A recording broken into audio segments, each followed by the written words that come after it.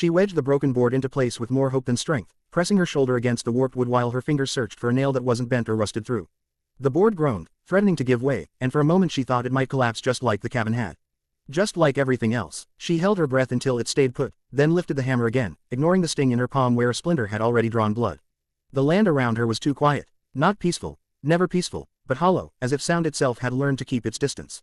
The remains of the old cabin lay scattered behind her, beams snapped and twisted, boards half buried in dirt and weeds.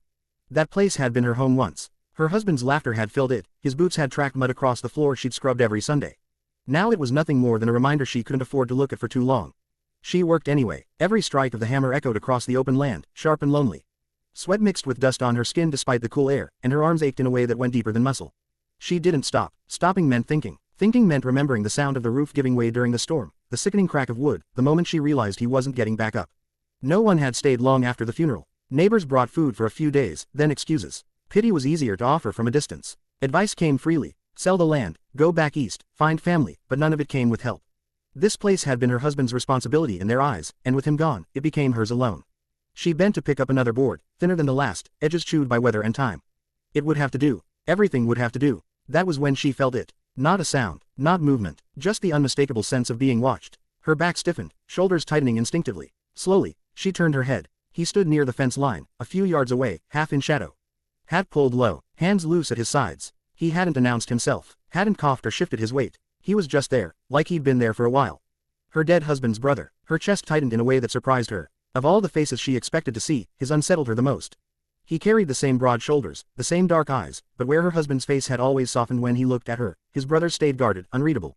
He had come around since the accident. Never empty-handed. A sack of flour left on the porch. Nails placed neatly by the door. Firewood stacked without a word. He never stayed, never crossed the threshold, and he never looked at her for long. Until now. She straightened, brushing dirt from her skirt, suddenly aware of how small she must look beside the half-built shelter. "I've got it," she said before he could speak, her voice sharper than she meant it to be. He didn't answer. The silence stretched between them, heavy with things that had no safe place to land. She turned back to her work, refusing to acknowledge him further. If he'd come to tell her she was doing it wrong, or that it was pointless, she wasn't ready to hear it. She lifted the board, struggled to align it with the others, and felt her arms tremble. The hammer slipped from her grip and fell into the dirt with a dull thud. She stared at it for a second too long, willing herself not to feel the tightness in her throat. Still, he said nothing. That hurt more than words would have. She picked the hammer up and tried again, jaw set, refusing to let tears win. The shelter wasn't much, 4 uneven posts and a roof that would barely hold, but it was something. It was proof she hadn't disappeared along with her husband. Out of the corner of her eye, she saw him shift slightly, as if he might step forward. Her breath caught. Then he stopped. He stayed where he was, watching quietly, carrying his own grief like a weight he didn't know where to set down. And as she hammered another nail into broken wood, she wondered which of them was more afraid of what would happen if he finally spoke. The wind picked up as the sun slid lower, tugging at the loose boards and carrying dust into her eyes. She blinked hard, wiped her face with the back of her sleeve, and reached for another nail. Her fingers were stiff now, swollen from hours of work, but she forced them to obey. The shelter had to stand before nightfall. Darkness changed everything out here. Behind her, he was still there. She didn't need to look to know it. His presence had a weight to it, like a shadow that refused to move with the light. Every nerve in her body felt stretched thin, caught between wanting him gone and needing, dangerously needing, someone else to witness her struggle. She hated that weakness. She'd sworn she wouldn't need anyone again. "You don't have to stay," she said, finally breaking the silence. Her voice came out quieter than before. "Tired. I won't ask you for help." That was the truth, and also a lie, because some part of her had already asked, silently, the moment she'd realized she wasn't alone. He took a step closer, boots crunching against the dirt. The sound sent a sharp awareness through her chest. He stopped again, as if measuring every inch of distance between them. "I know," he said at last. 2 words. Rough, low, careful. They landed heavier than a speech. She nodded, though he couldn't see it, and kept working. The board she was trying to fasten split down the middle as the nail went in. She cursed under her breath, pulling it free, her hands shaking now from more than exhaustion. "Damn it," she whispered, more to herself than to the wood. Another step behind her, closer this time. "That piece won't hold," he said. Her shoulders stiffened. There it was, the thing she'd been bracing for. She turned to face him, anger flashing bright and sudden, sharp enough to cover the ache beneath it. "It doesn't have to hold forever," she snapped. "Just long enough." He met her gaze, and for a moment the resemblance to her husband hit her so hard she had to look away. Same eyes, same way of standing, like the ground owed him loyalty. But there was something else there too, hesitation, maybe guilt, that her husband had never carried. "You shouldn't be doing this alone," he said. The words struck deep, right where her resolve was weakest. She laughed once, bitter and short. "Funny, I didn't see a line of people volunteering. That's not what I meant." She set the broken board aside with more force than necessary. "Then what did you mean? That he should be here instead?" The name hovered on her tongue, unspoken but loud. Because trust me, I've already thought that through. His jaw tightened. She saw his hands curl briefly into fists at his sides before he forced them open again. I know you have. Silence rushed back in, thicker than before. The wind rattled the half-built roof, and she imagined the shelter failing in the night, boards tearing loose while she lay beneath it, powerless to stop it. Fear crept in around the edges of her anger, cold and unwelcome.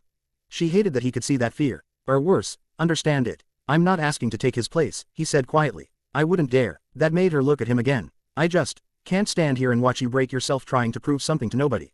Her throat tightened. I'm not proving anything. Yes, you are, he said. To yourself. She opened her mouth to argue, then closed it again. Because the truth was too close. Because every swing of the hammer had been a declaration. I'm still here. I still matter. I can survive this. Her arms dropped to her sides, suddenly too heavy to lift again. For the first time since he'd arrived, she let herself really look at him. The dust on his boots. The familiar cut of his coat. The tired lines around his eyes that hadn't been there before the accident. Grief had shaped him too. Just differently. I don't want charity, she said, softer now. And I don't want pity. He shook his head. Then don't take either. He stepped past her and picked up one of the sturdier boards from the pile, testing its weight. Let me help because I choose to. Not because I owe you. Not because you can't do it. But because no one should have to stand alone when the night's coming. She watched him, heart pounding, caught between relief and fear of what his help might mean. Accepting his hands on the work felt dangerously close to accepting his presence in her life. And she didn't know if she was strong enough for that kind of risk. But as the sun dipped below the horizon and the first chill settled in, she said nothing to stop him. They worked without speaking at first, the rhythm of shared labor easing something tight in her chest. He measured twice before placing each board, steady and patient, as if the shelter deserved the same care he might have given a proper house. She handed him nails, held beams in place, learned to breathe again without bracing for disappointment. The structure began to look less like desperation and more like intention. Dusk deepened, turning the sky a bruised blue. The first star appeared, faint but stubborn. When the roof beam finally settled into place, he stepped back and wiped his brow with his sleeve. It'll stand, he said. At least through the night. She nodded, unsure why her eyes burned at the simple certainty in his voice. Thank you. He hesitated, then tipped his head in acknowledgement, as if gratitude made him uncomfortable. You're welcome. They stood there, side by side, listening to the wind move through the grass. The shelter cast a thin shadow across the dirt, fragile but real. It wasn't much, but it was something she'd helped create instead of just endure. She broke the quiet. You didn't have to stay. I know. You didn't have to help. I know that too. She glanced at him. Then why did you? He didn't answer right away. His gaze drifted toward the wreckage of the old cabin, toward the place where her life had split into before and after. When he finally spoke, his voice was low, rough around the edges. Because every time I saw you out here alone, it felt like losing him all over again. And I couldn't stand to watch another thing fall apart. Her breath caught. She hadn't expected honesty, at least not that kind. I loved him, she said quietly. I still do. He nodded. I know. The way he said it carried no jealousy, no claim. Just respect. That made something inside her loosen. She hugged her arms around herself as the temperature dropped. Without a word, he shrugged out of his coat and held it out to her. She started to refuse out of habit, pride rising like a shield, then stopped. Letting the coat settle around her shoulders felt less like surrender and more like permission to be human. Thank you, she said again, this time meaning more than warmth. They moved toward the shelter together. Inside, it smelled of fresh wood and dust. Crude, uneven, but solid enough to promise a night without fear of the sky caving in. He adjusted one of the boards, checking for gaps, then stepped back. I can fix it up more tomorrow, he said. If you want. Tomorrow. The word startled her. It implied continuation, presence, a future that wasn't just survival stretched from dawn to dusk. I'd like that, she said, surprising herself with how easily the truth came. He smiled then. Not wide, not careless, but real. It softened his face, made him look less like a man carrying someone else's memory and more like himself. As night settled fully, he paused at the entrance. I should go. Didn't mean to intrude. You didn't, she said. The words came quickly, instinctive. You didn't. He hesitated, searching her face, as if checking whether he'd misread the moment. Then he nodded once and stepped back into the dark. She watched him walk away until his shape blended with the land. Only then did she turn and step inside the shelter. She sat on the ground, pulled his coat tighter around her, and listened to the quiet. It was different now, not empty, not accusing, just still. She thought of the broken boards, of how they'd held when given the right support. Of how watching someone choose to stay, not out of duty, not out of pity, had eased something she thought was permanently fractured. Outside, the night passed without incident. The shelter creaked but stood firm. And when dawn finally came, pale and cautious, she stepped out to find new boards stacked neatly nearby. Better ones, stronger ones. He hadn't stayed the night. He hadn't crossed a line. But he had returned. She smiled for the first time in longer than she could remember, understanding that love didn't always arrive as a replacement. Sometimes it came quietly, after loss, asking only to help you build again.